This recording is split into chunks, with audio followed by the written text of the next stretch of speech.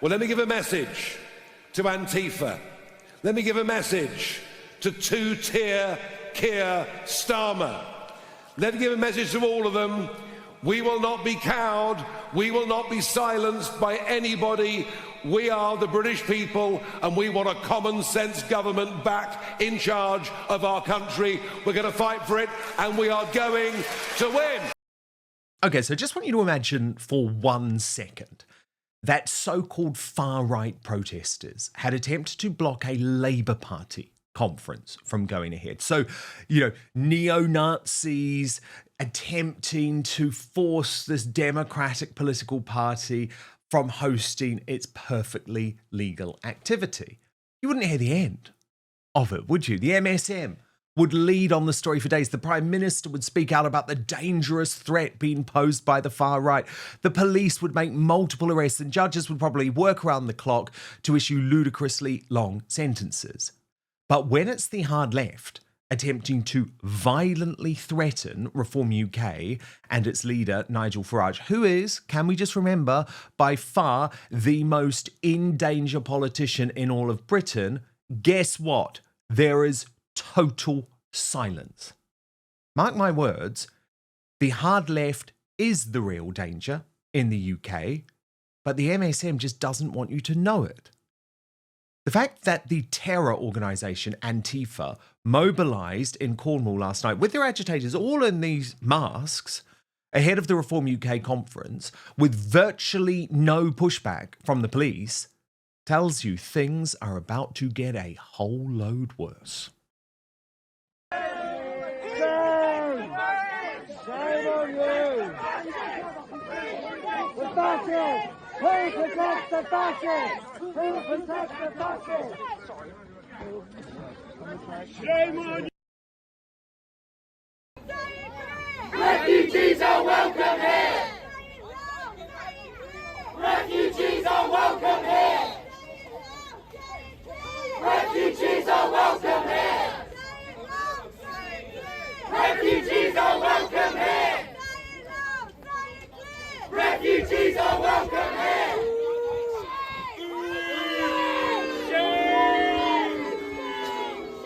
Now, Farage braved those scenes and quite rightly used them to powerfully make the point that US Vice President J.D. Vance is right about what's happening to Europe. Vance was right. But that attack on free speech also happened tonight here in Camborne. What you saw outside this hall this evening was an organisation called Antifa. They are hard left communist political actors who were intent on shutting us down, intent on this exercise in democracy that is happening here in Cornwall tonight. They were intent on shutting it down. Well, let me give a message to Antifa. Let me give a message to two-tier Keir Starmer. Let me give a message to all of them. We will not be cowed. We will not be silenced by anybody. We are the British people, and we want a common-sense government back in charge of our country. We're going to fight for it, and we are going to win. We're going to win. We are going to win.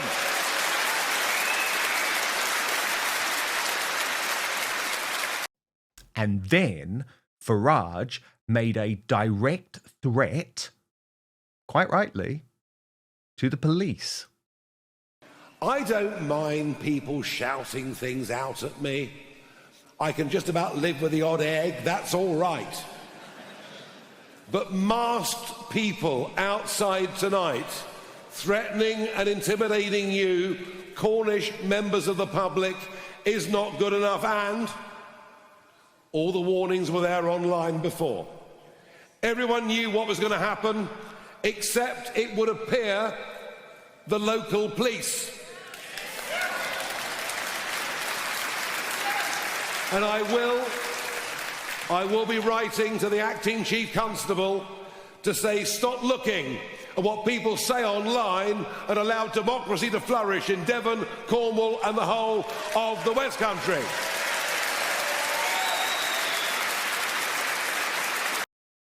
But where was the MSM on this story? Invisible. Invisible. Indeed, they ignore the danger of the hard left as they try and invent a far-right threat that doesn't exist. And that's because they're in the pocket of slippery Starmer, who has realised that Nigel Farage will end up replacing him as Prime Minister. If we don't show a path to the future, others will fill that void. In fact, they already are. A dangerous right-wing politics, even here in Scotland, that will say they are the ones who can tilt politics towards the interests of working people, even as their proposals do precisely the opposite. A politics which feeds off the failure of the free market, the failure of public services to reform, and above all, the failure to control borders properly. We have to be ready for this test.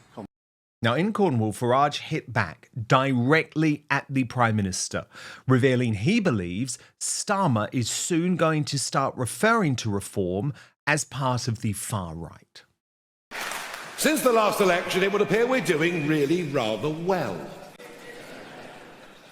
Which means that the Prime Minister has decided he will open up the attack guns on reform, or perhaps more accurately, on me. He delivered a speech in Scotland just yesterday, saying that we were right-wing. Perish the thought.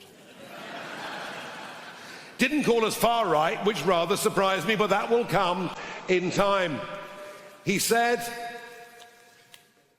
that his way was the way for people to have good, well-paid jobs.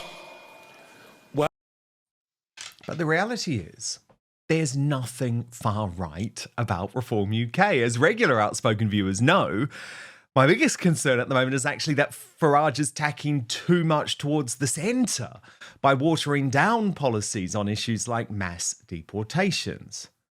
So I repeat, the danger in the UK is coming from the left.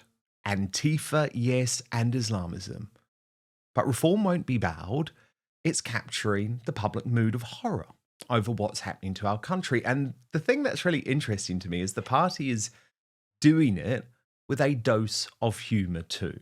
So in contrast to Farage, very serious last night, watch their chief whip, Lee Anderson, reveal he has received a distressing email that he says he just can't ignore.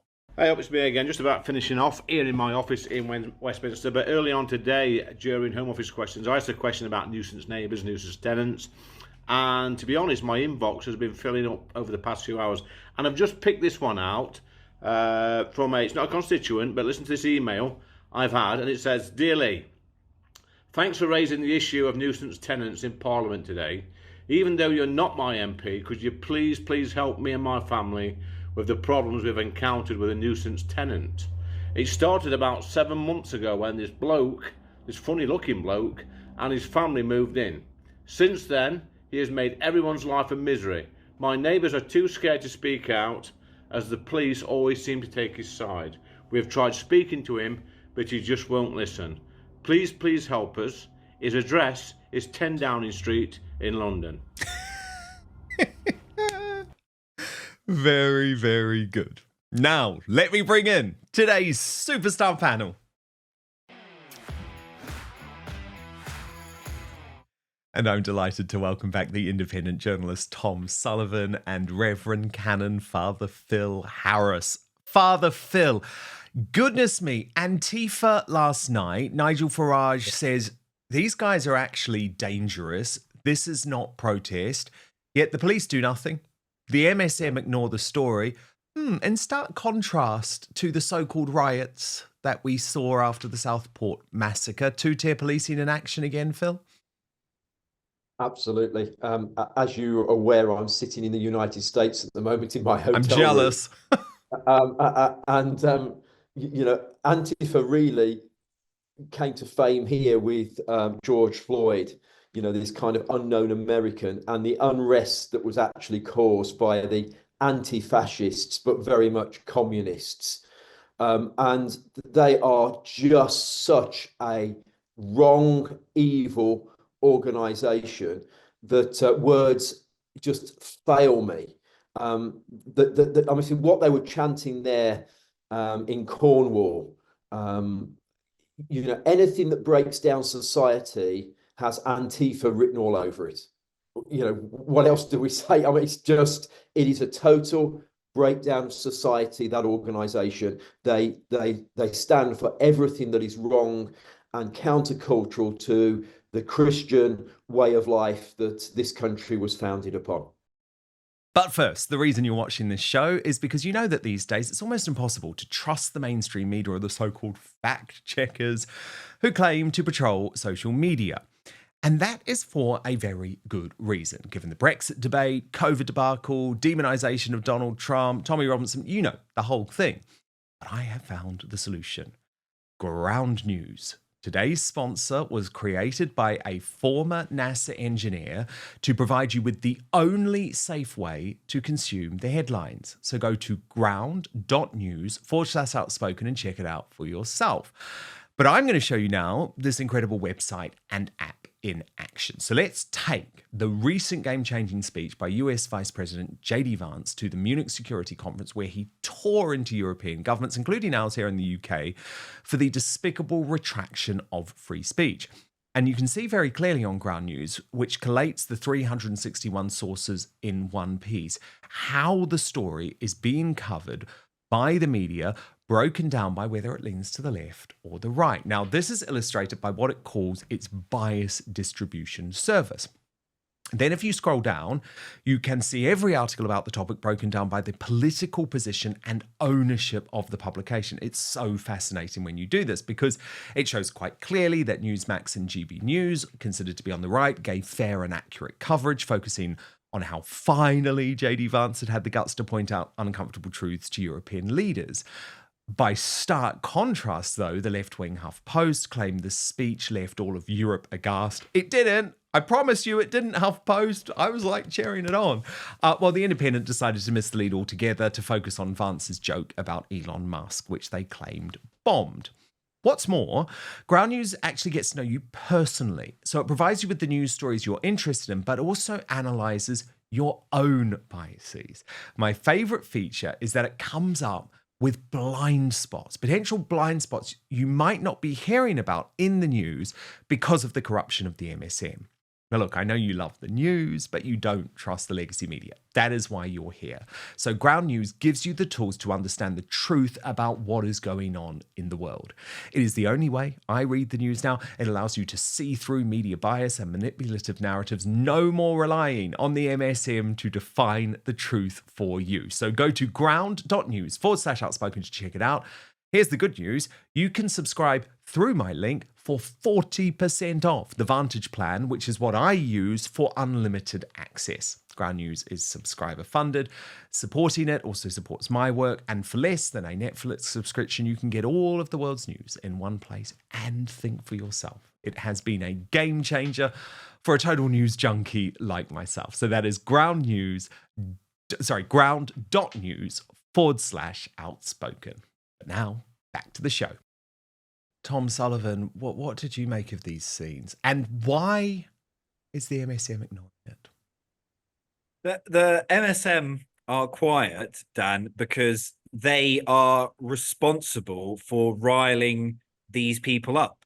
I mean, I understand why people behave like this. It doesn't surprise me. If the whole establishment, Channel 4 news and BBC comedy shows and your lefty teacher at school and your lefty lecturer at university, if all the power structures tell you these people are evil, they're dangerous, they're racist, they're a threat to our British values, etc., you might quite reasonably, if that's what you've been told and indoctrinated to believe, be that it's almost kind of your duty to take these people on. It's the same thing we see with the Just Stop Oil protesters. You wonder, why are they gluing their hands to the tarmac and throwing oil and paint over the Mona Lisa? Because they really believe it. They really believe the world is ending, and these Antifa really believe that Nigel Farage is Hitler. I mean, you know, I'm still shocked by seasoned journalists who have worked in mainstream TV channels, who are a lot older than me and have been around the block, and they kind of flippantly say stuff like, "Oh, reform, they're just a load of Nazis." And I sometimes look at them, it's usually not worth it, but I sometimes say, do you actually believe that, do you? And I think they do. So it doesn't surprise me that the mainstream media are ignoring something that they've created. And it's just why I believe more than ever, especially looking at America as an inspiration, not only do we have to basically create our own media, we have to create our own institutions. Doge is a great example, or you know, put our own people in these institutions. It's like, I hate the BBC, but people on kind of our side of things always say abolish the BBC. I'm saying no, don't abolish it. Let's aim to put our own people in there. Imagine if the BBC was a pro-British patriotic broadcaster. That would be great, and hopefully we would have less sad, young, indoctrinated people going out on the streets committing violence. But maybe I'm an idealist. I don't know what you guys think about that. What do you think? What do you think, Father Phil? Well, you told me off last time for saying something similar to that, Dan. And I finished kind of the show, and I messaged you afterwards, and I thought, actually, I got that wrong. And I, you know, Tom, I think you, the mechanism there, the intent is kind of quite right. However, I just, there's a tipping point, isn't there, very often. It goes so far, it's very hard to bring it back. And I, you know, I'm nostalgic. I remember, I'm old enough to remember when the BBC was something of, you know, of something to be proud of, the British Broadcasting Corporation. The interesting thing is, Dan, that if you do a search on Antifa, which I did in preparation for the show, and we know what Antifa is, but I just thought I'll just go and do a little bit of digging around. And it says this: to add confusion, so Antifa's about confusion, significant disinformation, and a proliferation of fake accounts on social media platforms. That actually describes the BBC, you know, and the two are hand in hand. Just this confusion, but people believe this stuff. And it's the story of Quasimodo, isn't it? That Quasimodo looks in the mirror every morning when he wakes up, and he looks in the mirror and he tells himself he's beautiful. And at the end of the year, he absolutely is convinced that he's beautiful, because he's told himself that statement over and over and over. And that's what's happened now with the mainstream media. And I only caught on a few years ago that we were just being fed loads of pups. And, you know, as I traveled around the world in my role as a cleric and as a senior clergy member, I started to see things with my own eyes that didn't fit the narrative. And I realized that we were being fed by all of the mainstream media these lies, and Antifa has thrived on that. The problem is that it's taking time for people to wake up. But praise God for Trump here in the States, and for DJ Vance, and also for Elon Musk, that have lifted the lid off the pack of lies that we've been told. And I think that people are waking up now, Dan. Well, indeed, and also changing policy. Because today we have Starmer come to the British Parliament and reduce international development spending, something that people like me have been calling on for years and years and years, a policy that was in the Reform UK manifesto.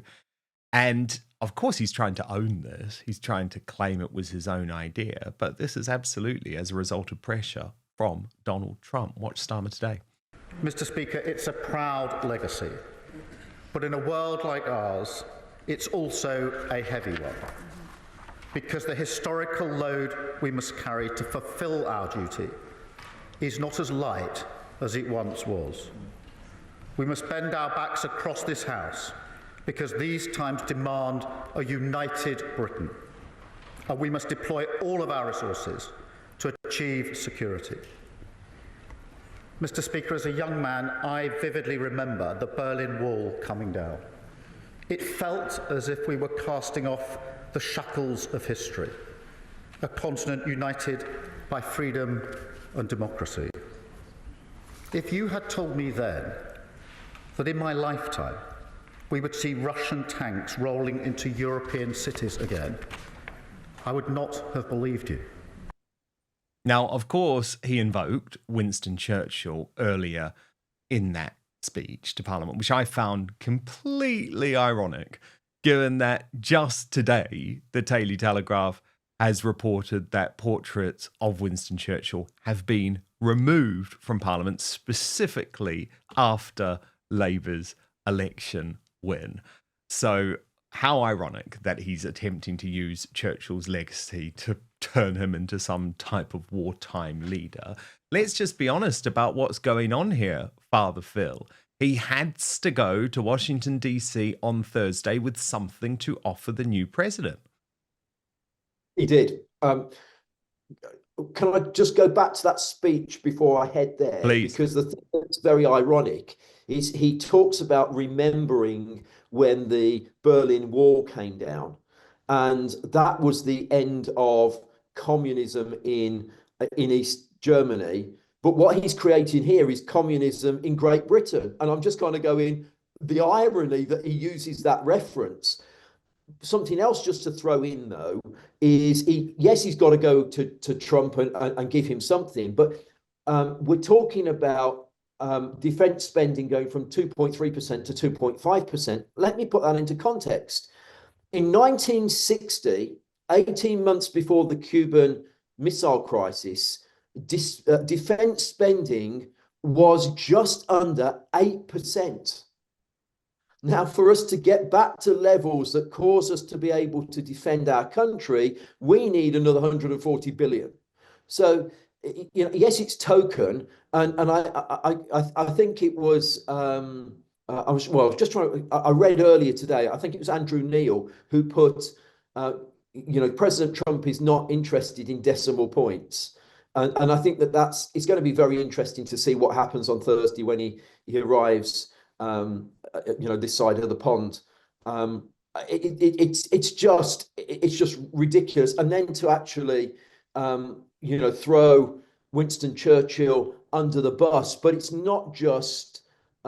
just not Churchill, is it? It's the Duke of Wellington as well. Who's the second,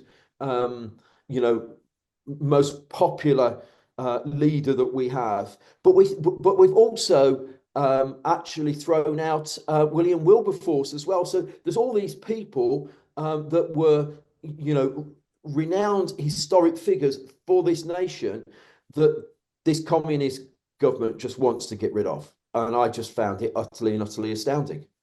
And then when you actually look at the figures, Tom Sullivan, it looks like Starmer has swindled them anyway. So as Nigel Farage pointed out on X, retweeting this post from Politics UK, which said Keir Starmer clarifies that intelligence and security service spending will now be included in the defence budget. Farage says so the PM is in fact not increasing defence spending. There's loads of stuff like that. I was speaking a few weeks ago to a military analyst who said a lot of the defence spending is like pensions for retired people and things like that. I mean, the big picture, the helicopter view, is that Starmer is coming into contact with the reality of Britain's situation. So because we are not an independent power, so to speak, he kind of has no choice but to fall in line with Trump, who in any case is correct, so is the right thing to do.